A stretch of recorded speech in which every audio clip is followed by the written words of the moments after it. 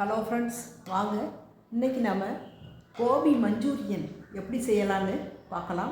கூடவே நம்ம காலிஃப்ளவரோட சில நன்மைகளையும் நம்ம பார்க்கலாம். ஒரு கப் காலிஃப்ளவர் எடுத்துக்கிட்டோம் அப்படின்னா அதில் எண்ணற்ற ஊட்டச்சத்துக்கள் இருக்குது.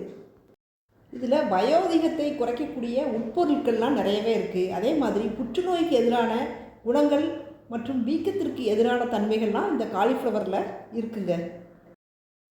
ஒரு கப் காலிஃப்ளவர் எடுத்துக்கிட்டோம் அப்படின்னா அதில் 2.14 கிராம் நார்ச்சத்துக்கள்லாம் இருக்குது. இப்போது நம்ம காலிஃப்ளவரை கட் பண்ணி சுடு தண்ணியில் போட்டு ஒரு 5 நிமிஷம் உப்பு போட்டு மூடி வச்சிடலாம். அப்போ தான் அதில் இருக்கக்கூடிய புழுக்கள் எல்லாமே வெளியே வந்துடும். இப்போ நாம் தண்ணியை வடிகட்டிட்டு காலிஃப்ளவரில் 2 ஸ்பூன் கார்ன்ஃப்ளவர் மாவை ஆட் பண்ணிக்கிடலாம், 2 ஸ்பூன் மைதா மாவை ஆட் பண்ணிக்கிடலாம், 2 ஸ்பூன் சோயா சாஸ் ஆட் பண்ணிக்கிடலாம், 2 ஸ்பூன் தயிர் ஆட் பண்ணிக்கிடலாம், 1 ஸ்பூன் சில்லி பவுடர் ஆட் பண்ணிக்கிடலாம், இஞ்சி பூண்டு பேஸ்ட் 1 ஸ்பூன் ஆட் பண்ணிக்கிடலாம், தேவையான அளவு உப்பு ஆட் பண்ணிக்கிடலாம். இது எல்லாத்தையுமே நல்லா கலந்துடணும். கலந்த பிறகு நம்ம இதில் காலிஃப்ளவரையும் சேர்த்து கலந்துட்டு ஒரு 15 நிமிஷம் நம்ம நல்லா மூடி வச்சிடணும்.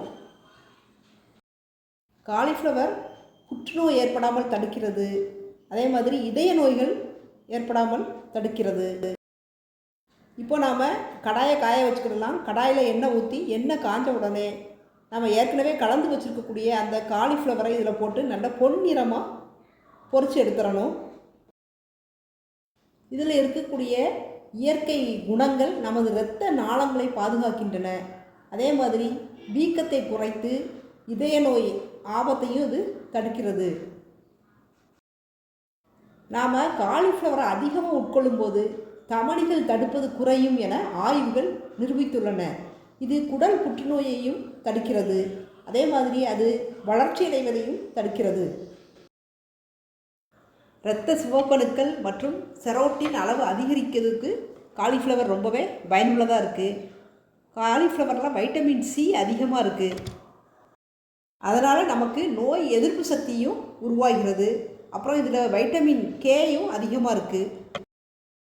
வைட்டமின் கே எலும்புகளின் ஆரோக்கியத்திற்கு உதவுகிறது.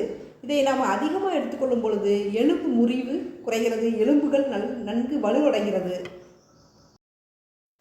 நல்ல உறக்கம், நினைவாற்றல், கற்றல் மற்றும் தசைகளின் இயக்கம் ஆகியவற்றிற்கு காலிஃப்ளவர் மிகவும் பயன்படுகிறது.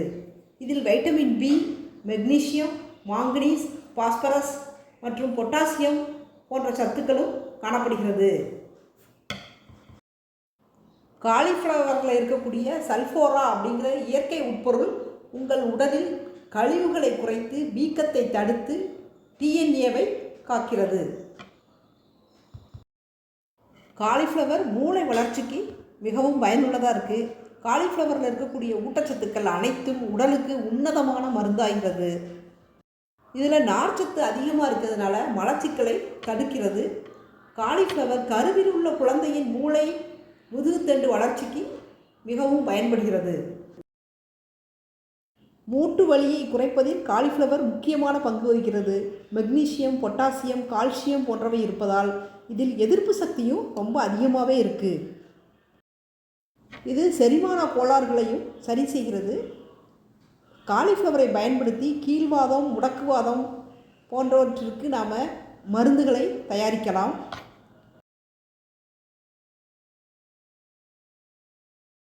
இப்போ நாம் ஒரு பல்லாரி வெங்காயத்தை நல்லா பொடிசாக கட் பண்ணி அதை எண்ணெயில் நல்லா வதக்கிடலாம். கூடவே ஒரு துண்டு குடமிளகாயை நீல வாக்கில் கட் பண்ணி அதையும் சேர்த்து நம்ம வதக்கிடலாம். தக்காளி சாஸ் 1 ஸ்பூன் ஆட் பண்ணிக்கிடலாம். கூடவே வத்தல் பொடி 1 ஸ்பூன் ஆட் பண்ணிக்கிடலாம். சோயா சாஸ் 1 ஸ்பூன் ஆட் பண்ணிக்கிடலாம். இது நல்லா கொதித்த உடனே 2 ஸ்பூன் கார்ன்ஃப்ளவர் மாவை நம்ம தண்ணியில் கரைச்சி அதையும் இது கூடவே ஆட் பண்ணிடலாம். காலிஃப்ளவர் இலைகளை பயன்படுத்தி அடிபட்ட வீக்கம், மூட்டு வலிக்கான மேல்பூச்சி மருந்தும் நாம் தயாரிக்கலாம். விளக்கெண்ணெயுடன் காலிஃப்ளவர் இலை நன்றாக வதக்கி துணியில் கட்டி நம்ம வீக்கம் உள்ள இடங்களில் வச்சா அந்த வீக்கம் சரியாகும்.